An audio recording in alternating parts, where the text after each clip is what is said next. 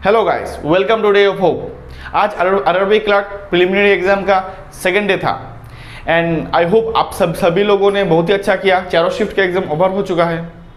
तो मैं आज आप लोगों के सामने डिफ़िकल्टी लेवल के बारे में बात करूंगा कि किस चीज़ में, कौन से सेक्शन में, कौन से शिफ्ट में पेपर थोड़ा सा डिफ़िकल्ट था एंड कौन सा शिफ्ट में डिफ़िकल्ट नहीं था।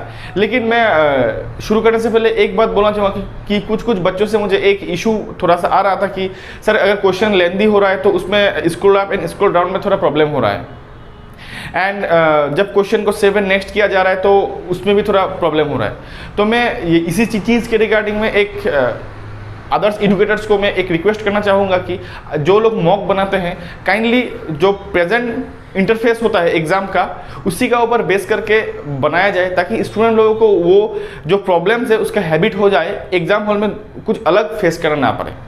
तो चलिए शुरू करते हैं फर्स्ट शिफ्ट के एनालिसिस। देखिए चारों शिफ्ट था। अगर मैं आज पेपर का बात बोलूँ तो पेपर उतना चेंज था नहीं, लेकिन सेकंड शिफ्ट में थोड़ा सा अलग था। लेकिन अगर third and fourth and first का बात करूँ तो उतना मतलब अप्स एंड डाउन्स, जैसे 7 अगस्त को लास्ट शिफ्ट में पेपर थोड़ा सा चेंज हो गया था, इसमें वैसा चेंज देखने को नहीं मिला।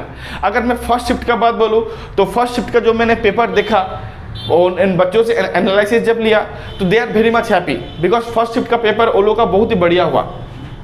दे have attempt more than 75 and with good accuracy. वो लोग जो बोल रहे थे, क्योंकि मैंने आपको मेरा वीडियो में ऑलरेडी बोला था कि आप लोग जब शुरू करते हैं अगर क्वांट से भी करें या रीजनिंग से भी करें तो ऑलवेज अगर क्वांट से कर रहे हैं तो सिंप्लीफिकेशन से करें, अगर रीजनिंग से करें तो मिसलेनियस से करें। तो इसी में देखिए अगर क्वांट्स में आज सिंप्लीफिकेशन आया था 15 मार्क्स का, वो और कुछ सिंप्लीफिकेशंस जो मैंने ऑलरेडी आप लोगों को बोला कि टोटली इजी था, बहुत ही इजी था। उन पेपर कुछ क्वेश्चन बन रहा था। तो ये चीज़ होने के बाद बच्चे लोगों का कॉन्फिडेंस बहुत बच्चे का कॉन्फिडेंस बढ़ गया। देखिए अगर फर्स्ट शिफ्ट की मैं बात करूँ, अरिथमेटिक में आया 10 क्वेश्चन, नंबर सीरीज में आया 5 क्वेश्चन, सिंप्लीफिकेशन में आया 15 क्वेश्चन, डीआई में आया 10 क्वेश्चन। क्या आज का शिफ्ट में कोई भी शिफ्ट में कैसलेट देखने को नहीं मिला।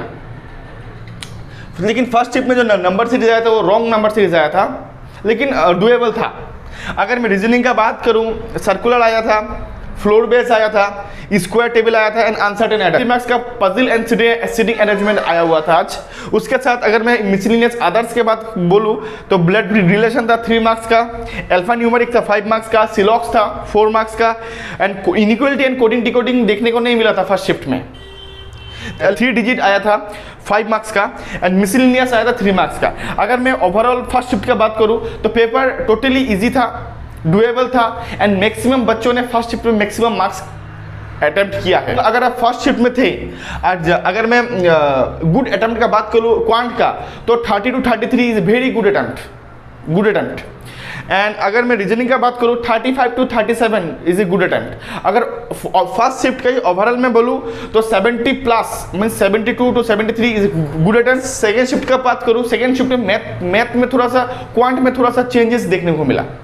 क्वांट में चेंजेस कहाँ से मिला कि क्वांट में सिंप्लीफिकेशन आया था 12 मार्क्स का, सिंप्लीफिकेशन आया था 12 मार्क्स का, अरिथमेटिक 12 to 13, ये भी 12 to 13 था। नंबर सीरीज था wrong number series and DI था 10 मार्क्स। इसमें बच्चे लोगों का ये था कि सर थोड़ा लेंदी था पेपर, कुछ अरिथमेटिक क्वेश्चन थोड़ा लेंदी था जिसमें वो लोग स्क्रॉल अप स्क्रॉल डाउन करने में थोड़ा प्रॉब्लम हो रहा था। एंड अगर मैं बोलूँ अदर सिंप्लीफिकेशन भी कुछ सिंप्लीफिकेशन बोल रहा था इजी था, लेकिन कुछ सिंप्लीफिकेशन थोड़ा सा लेंदी था। अगर ओवरऑल में क्वांट सेक्शन का बात बोलूँ इजी था, लेकिन first as compare to the first shift थोड़ा सा अप हो गया था, लेवल स्लाइटली अप हुआ था। इसीलिए अगर मैं बोलूँ कि सेकंड शिफ्ट के क्वांट सेक्शन का गुड अटेम्प्ट के बारे में तो 29 to 31 is very good attempt. अगर उसी शिफ्ट का मैं रीजनिंग की बात करूँ, रीजनिंग में पजल में नियरली 15 to 20 मार्क्स का पजल एंड सिटिंग अरेंजमेंट आया था। आज का देखिए रीजनिंग का जो एक था पैटर्न, मैथ का भी जो मैं बोलूँ क्वांट का भी जो पैटर्न था एंड रीजनिंग का भी पैटर्न था उतना चेंज हुआ नहीं है, क्योंकि ईच एंड एवरी शिफ्ट में अरिथमेटिक 10 to 12 क्वेश्चन आया एंड सिंप्लीफिकेशन 12 to 15 क्वेश्चन आया ईच एंड एवरी शिफ्ट में। तो ये बहुत अच्छा चीज़ है स्टूडेंट के लिए। हाँ, कुछ कुछ शिफ्ट में सिंप्लीफिकेशन का लेवल थोड़ा अप्स एंड डाउन दिया, एरिथमेटिक का लेवल थोड़ा अप्स एंड डाउन हुआ, लेकिन उतना चेंजेस देखने को नहीं मिला। अगर मैं रीजनिंग का बात बोलूँ, रीजनिंग मैक्सिमम शिफ्ट में more than 15 and up to 20 तक का सीटिंग अरेंजमेंट एंड पजल आया हुआ था। अगर मैं लेवल का बात बोलूँ तो लेवल डुएबल था। अगर मैं सेकेंड शिफ्ट की मैं बात बोलूँ तो पजल था nearly 20 marks, blood relation and direction से था। लेकिन आज एक अलग चीज दिखने को मिला कि डायरेक्शन प्लस डिस्टेंस। 7 अगस्त को आया था ओनली डायरेक्शन, लेकिन आज आया direction plus distance, total 5 marks का था। लेकिन जो लेवल था अच्छा था, डुएबल था, इजीली हो सकता था, इजी था। और सिलॉक्स का बात बोलो, सेकंड शिफ्ट में सिलॉक्स नहीं आया था, अल्फा न्यूमेरिक आया था, इनइक्वालिटी आया था एंड लेटर बेस भी आया हुआ था। अगर मैं इसका ओवरऑल में अटेम्प्ट का बात बोलूँ, रीजनिंग का सेकंड शिफ्ट का रीजनिंग ये गुड था, 33 to 35 गुड अटेम्प्ट माना जाएगा।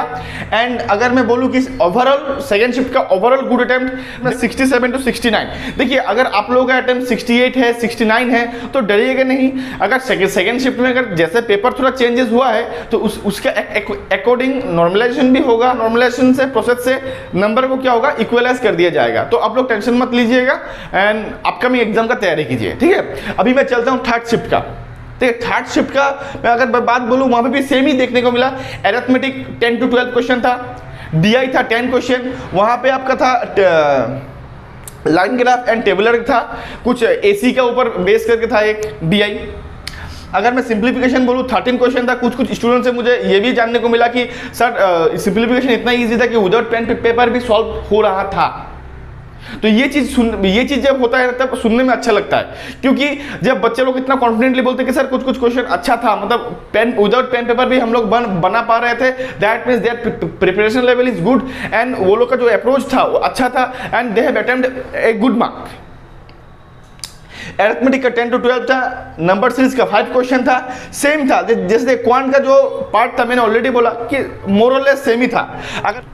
अगर रीजनिंग का बात बोलूं, पजल एंड सिटिंग अरेंजमेंट मिला के 15 to 20 क्वेश्चन आया हुआ था and blood relation and direction से 5 क्वेश्चन आया हुआ था एंड अल्फाबेट से 5 क्वेश्चन, सिलॉक्स आया हुआ था 4 से 5 क्वेश्चन, इनइक्वालिटी भी था 5 क्वेश्चन का एंड 3 डिजिट बेस था, वहाँ पे 3 क्वेश्चन एंड मिसलेनियस मिला के 2 क्वेश्चन आया हुआ था। अगर मैं बोलूँ लेवल डुएबल था, रीजनिंग में भी अच्छा था, आप कर सकते थे। और वहाँ पे अगर मैं एक गुड अटेम्प्ट का बात बोलूँ तो 34 to 36 is a good attempt. Overall good attempt का बात बोलूँ 69 to 71 is a good attempt for third shift. अगर मैं फोर्थ शिफ्ट का बात बोलूं, क्वांट्स का सेक्शन में उतना चेंज देखने को नहीं मिला। अरिथमेटिक आया था 10 मार्क्स का, सिंप्लीफिकेशन आया था 15 मार्क्स का एंड डी आया था 10 मार्क्स का एंड नंबर सीरीज 5 मार्क्स का। तो एंड अगर लेवल का बात बोलूं, क्वांट सेक्शन डुएबल था, आप लोग कर सकते थे एंड बोथ स्टूडेंट मार्क्स मतलब अटेम्प्ट अच्छा किया भी है, बोथ स्टूडेंट ने अच्छा अटेम्प्ट किया भी है। तो अगर ओवरऑल फोर्थ शिफ्ट का मैं बात बोलूँ 32 to 33 is a good attempt. अगर रीजनिंग का बात बोलूँ सेम आया हुआ था, पजल एंड सिटिंग अरेंजमेंट मिलाकर 20 क्वेश्चन था, अल्फा न्यूमेरिक से 5 क्वेश्चन था, सिलॉक्स था, इनइक्वालिटी था एंड यहाँ पे लेटर बेस या डिजिट बेस नहीं आया हुआ था एंड मिसलेनियस 2।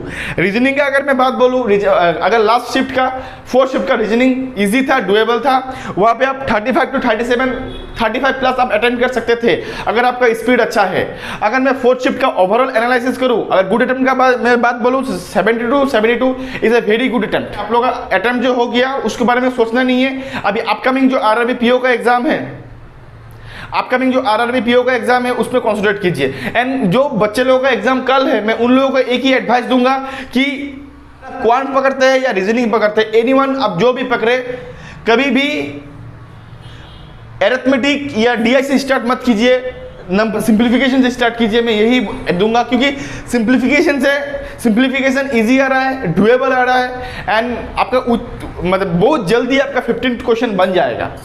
आई होप आप लोगों को ये ऑल शिफ्ट के एनालिसिस पसंद आया होगा।